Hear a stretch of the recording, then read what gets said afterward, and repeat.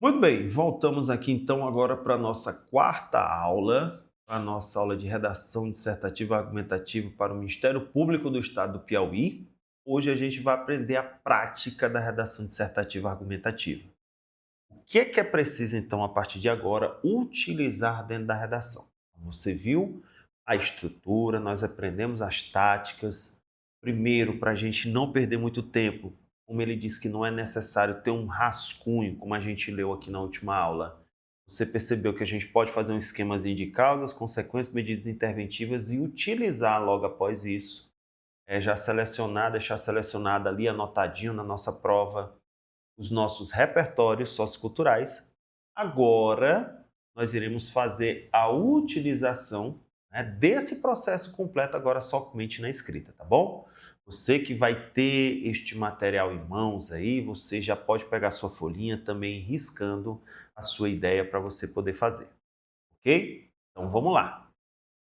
A primeira coisa que nós temos aqui é a prática da redação dissertativa argumentativa. Vamos lembrar, a gente precisa como critérios principais avaliados pela FCC: domínio do tema, estrutura textual, argumentação, coerência e coesão e norma culta.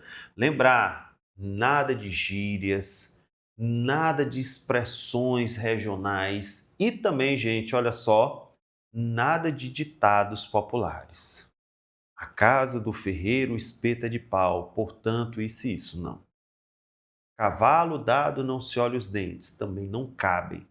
Lembrando, os repertórios, como são reflexões críticas, precisam ser basicamente históricos, filosóficos, sociólogos, antropólogos.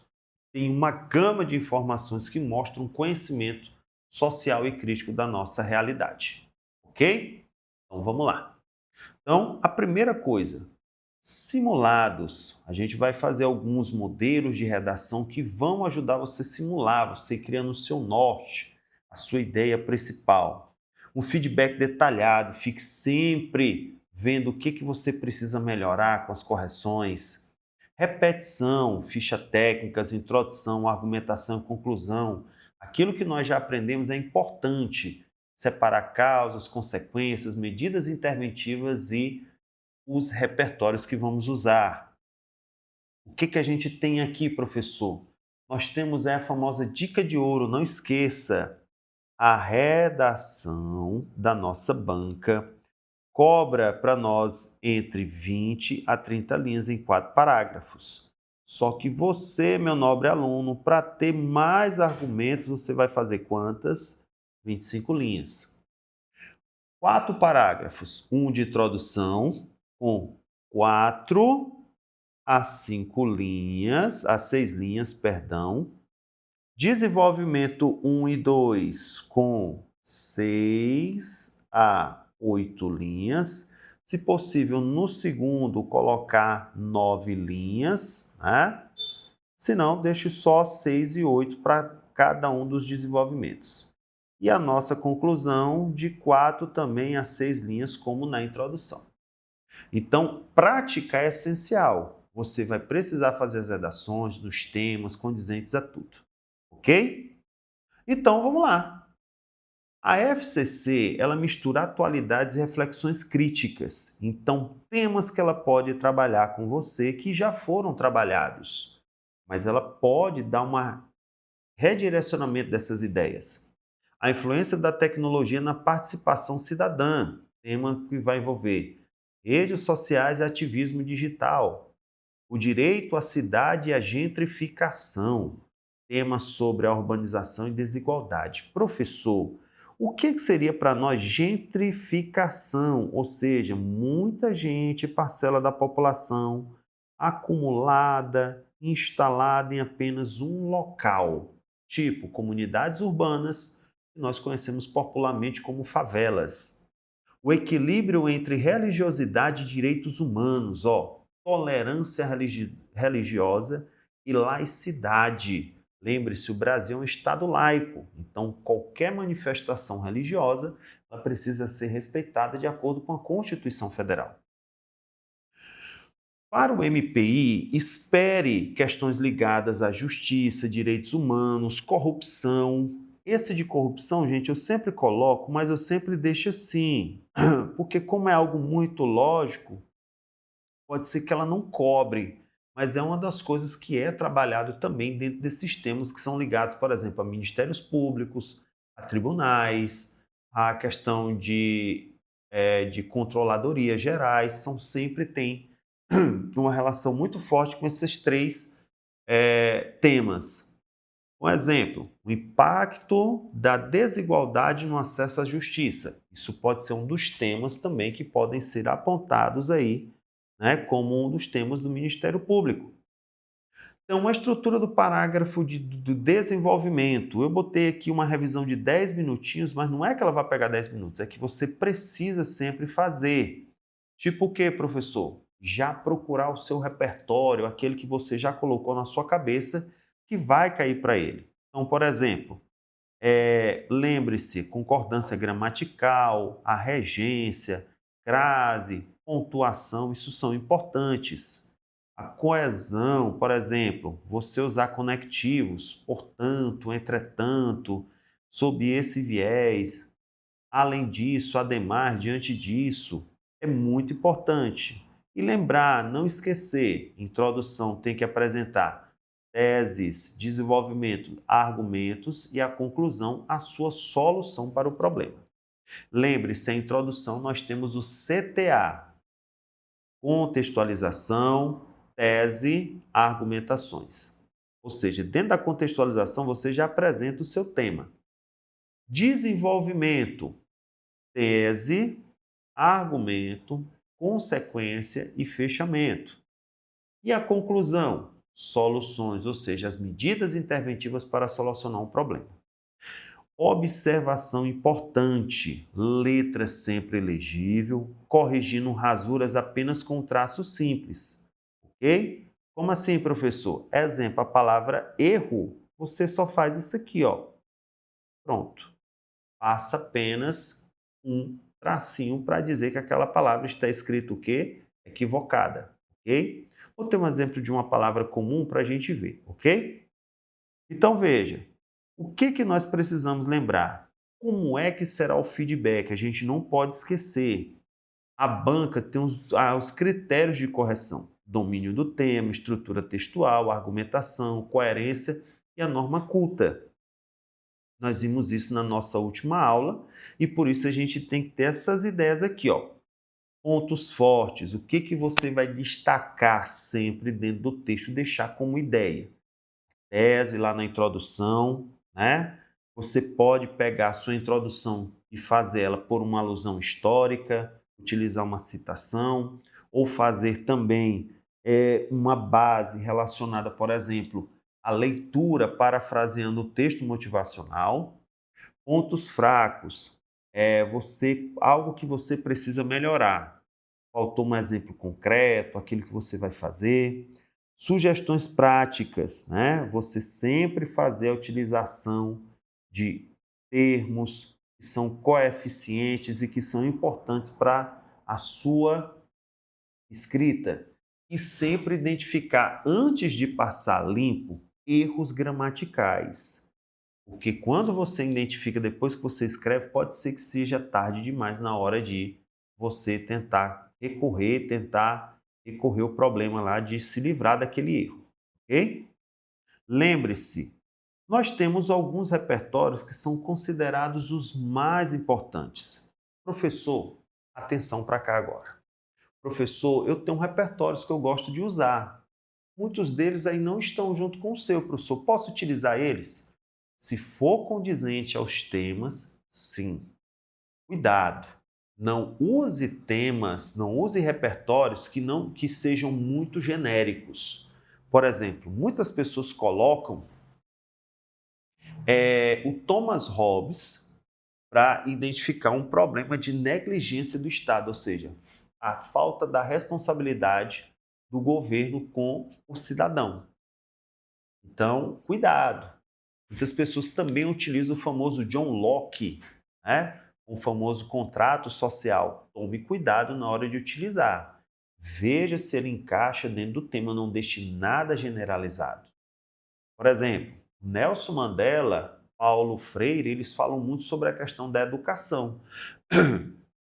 Então, tem temas que não vai ter a questão da educação. Então, você não pode utilizar ele de maneira genérica. Tem que ser algo especificado, tem que ser algo centralizado com o problema em questão. Ok? Então, vamos lá. Vamos aqui para o nosso slide. Ó. Nós temos aí o Zygmunt Bauman, a modernidade líquida. Você pode utilizar ele para relações frágeis, consumismo, individualismo, instabilidade social. Olha o exemplo como é que fica. Ó.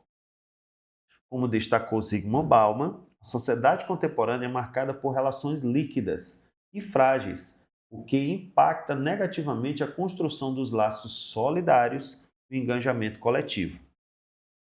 Perceba que dentro desse contexto, nós temos aqui uma relação entre a sociedade e as suas relações. Relações por interesses, relações mediadas apenas por questões ali de um trabalho, né? A questão do individualismo.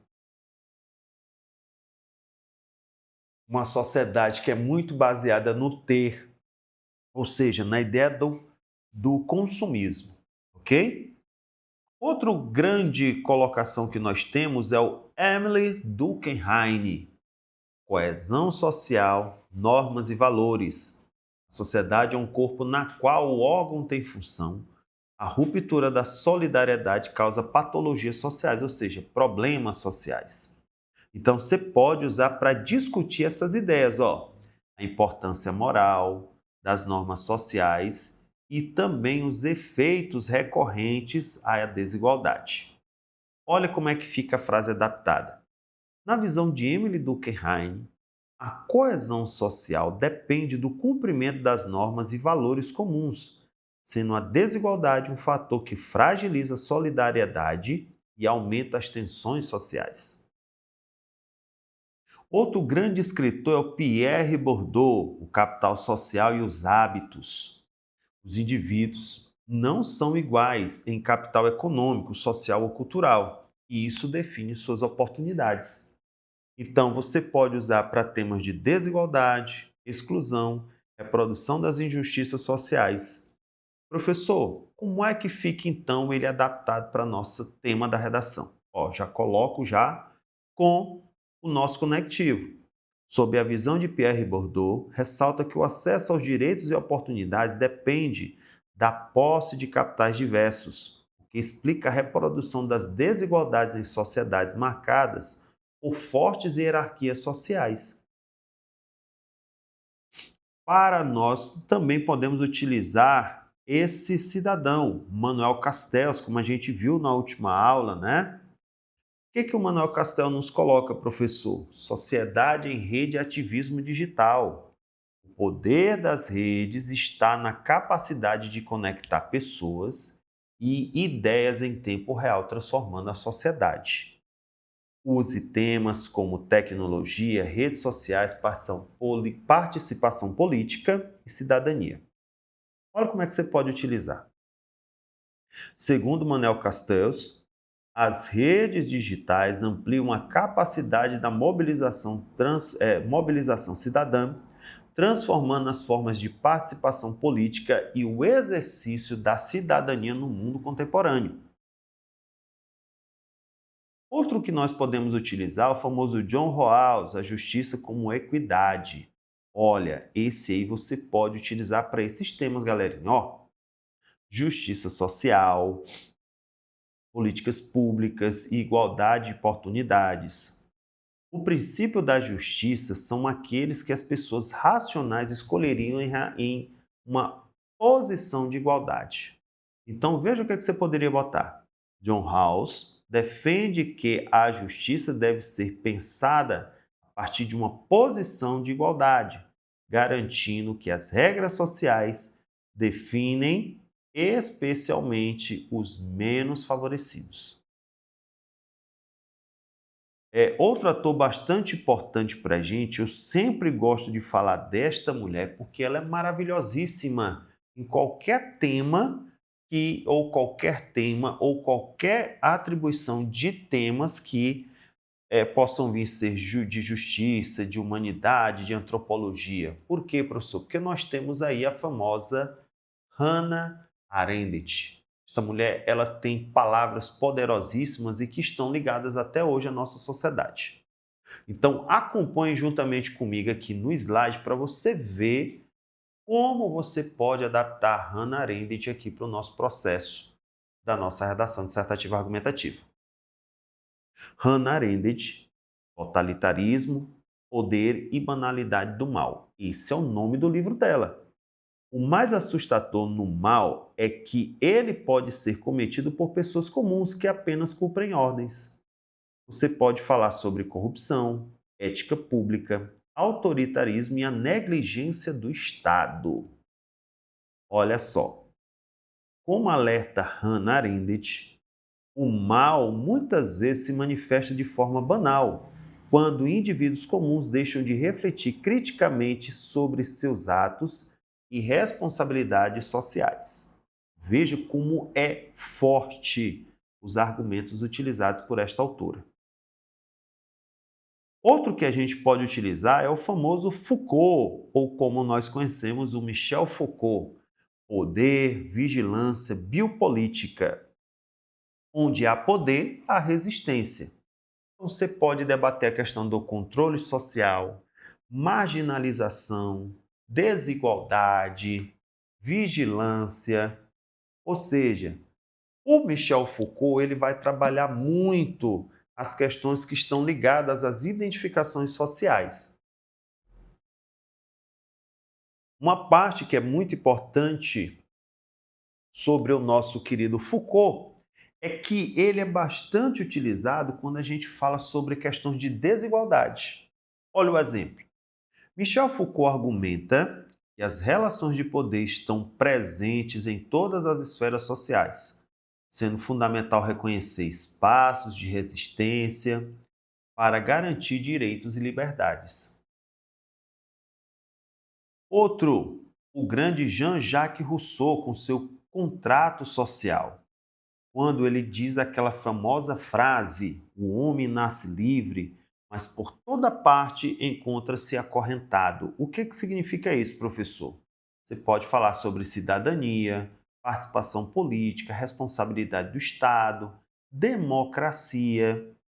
Olha como é que fica a frase dele.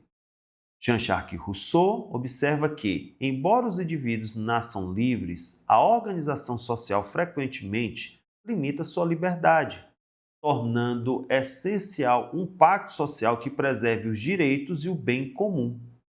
Bom, nesse caso aí você tem identificações filosóficas importantes. Professor, a gente pode utilizar fatos históricos? Pode. Um exemplo disso: a Declaração Universal dos Direitos Humanos. Todos os seres humanos nascem livres e iguais em dignidade e em direitos. Marco Internacional sobre Dignidade, Liberdade e Igualdade. Olha só como é que se adapta. A Declaração Universal dos Direitos Humanos, de 1948, afirma que todos nascem livres e iguais em dignidade, princípio essencial para sustentar políticas inclusivas e justas.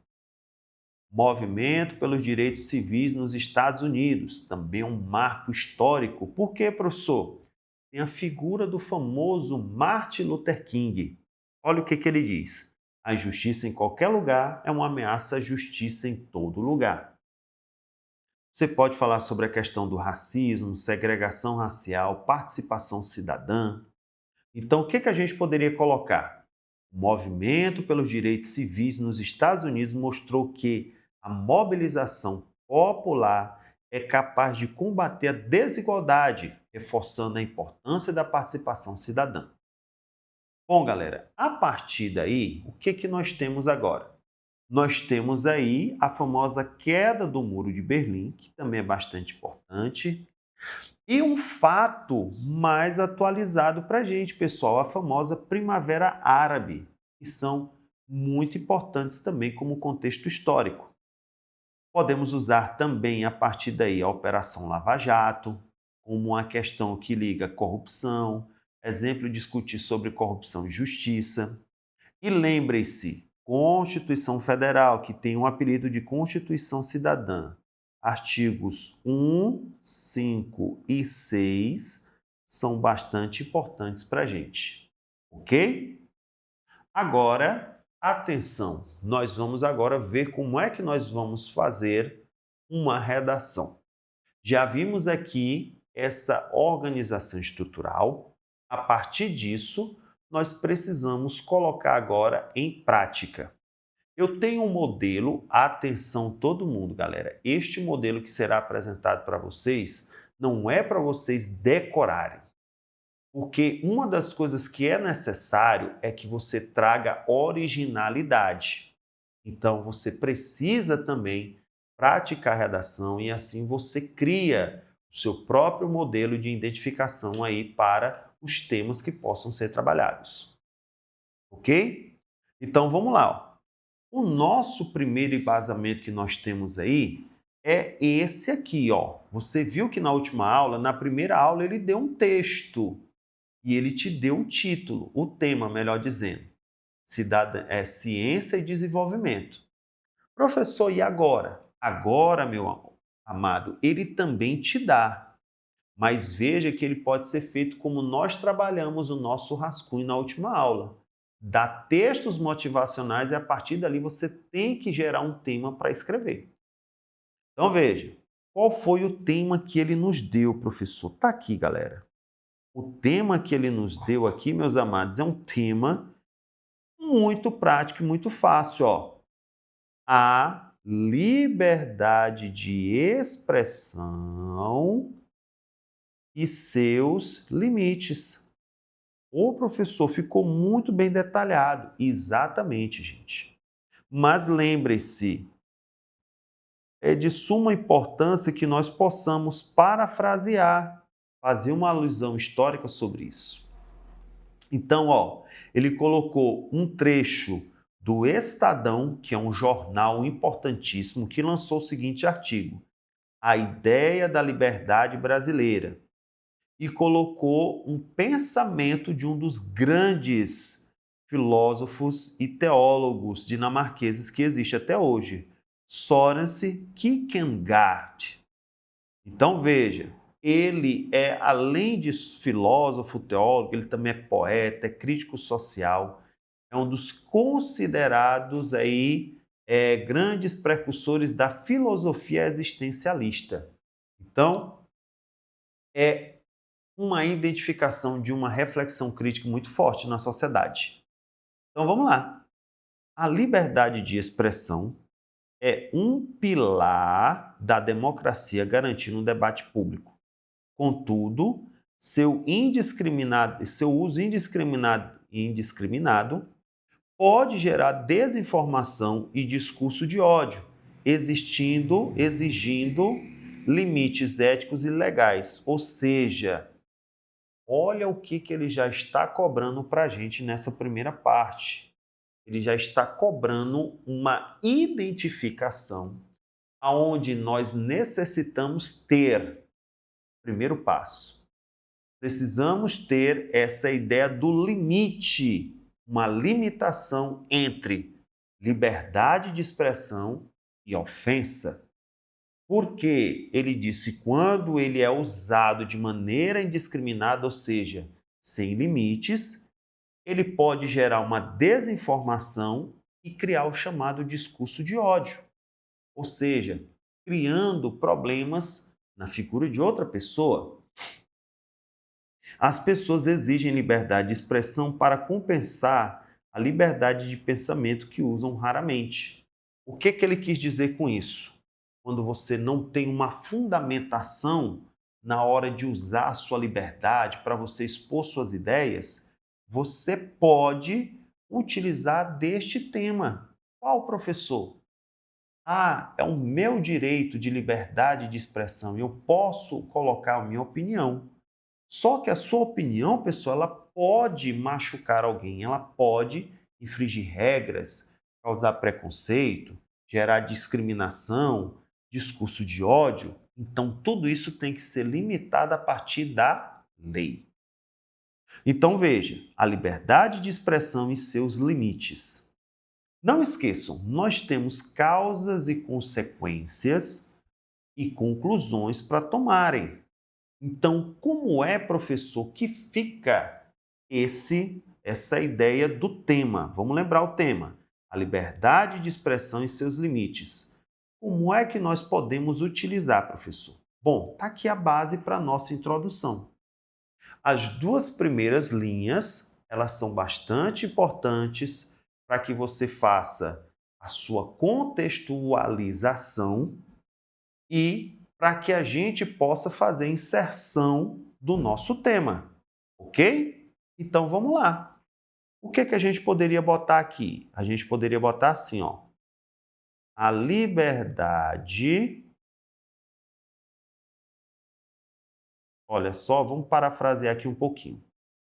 A liberdade de expressão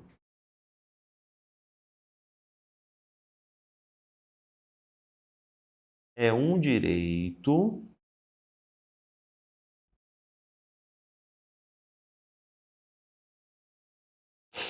de todo cidadão brasileiro.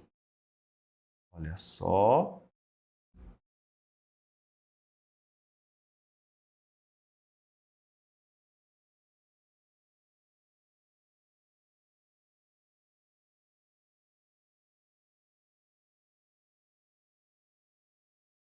Ó, colocamos aqui, né? Aí você bota, ó. Porém, este direito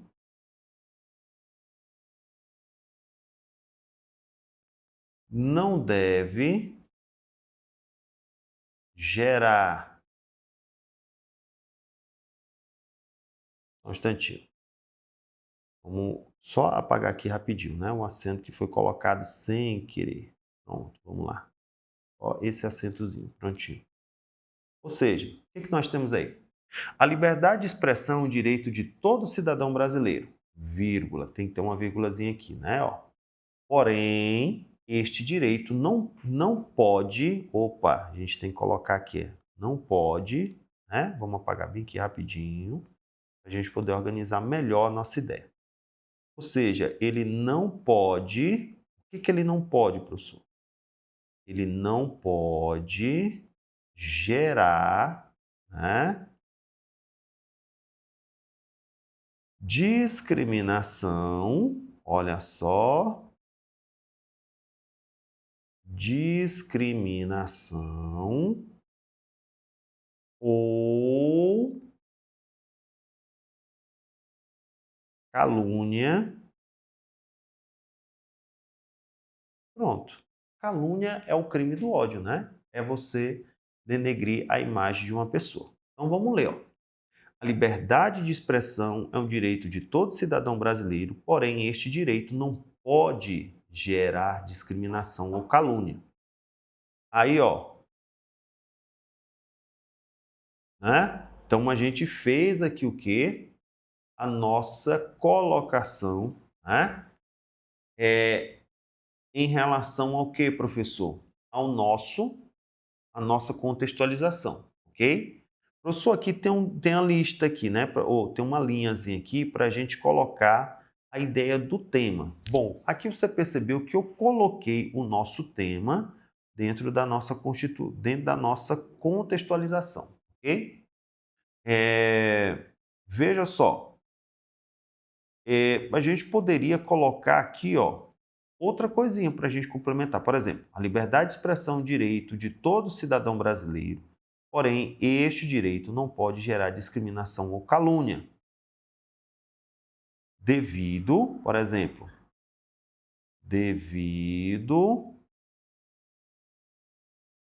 aos problemas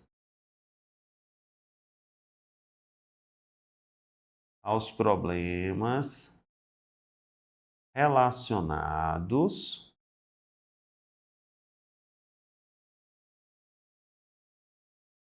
devido aos problemas relacionados a este contexto.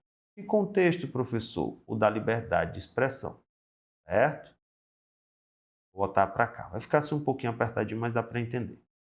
Dessa forma, no Brasil, esse problema intensifica devido aos fatores. Aí você bota sua tese de número 1. Por exemplo, qual seria a nossa tese de número 1, professor? Você poderia botar, por exemplo, aqui, pessoal, uma identificação com relação ao seguinte contexto.